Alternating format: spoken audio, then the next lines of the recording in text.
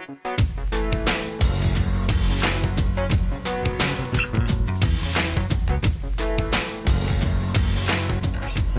I'm Joel Persinger, your real estate dude. And if you're thinking about buying a home, have I got some tips for you.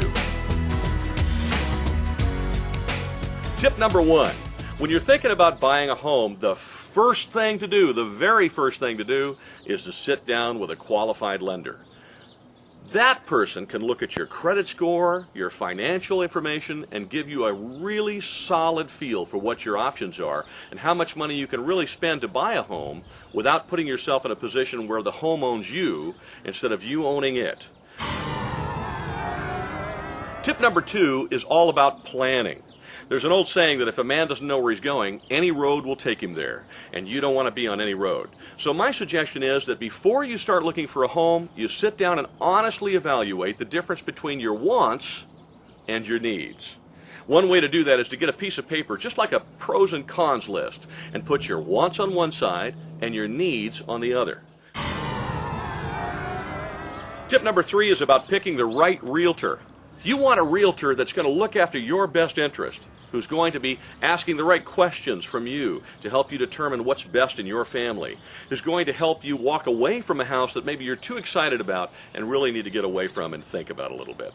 That person is looking after your best interest and helping you reach your goals. What you don't want is a person who's all sales and just looking for a house to put you in to get a quick commission.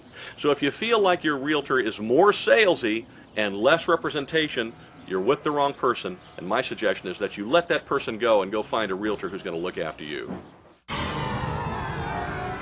Tip number four, do your homework.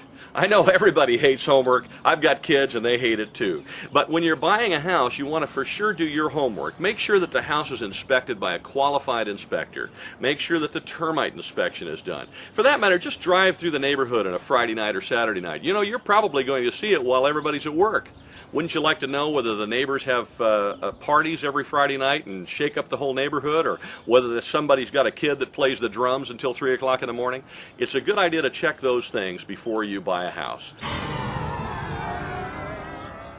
Tip number five, manage your expectations, and that means managing yourself, which I don't know about you, but sometimes that's the toughest thing to do. Buying a house is a very emotional process, and it has ups and downs and ebbs and flows, and truthfully about 150 things have to be done by 15 or 20 people, all exactly the same way in order to get it to close smoothly. So there are going to be peaks and valleys emotionally. Manage your expectations. Realize things are going to have hiccups and maybe go wrong through the escrow process, but most of the time the professionals that you've hired will make those things work out.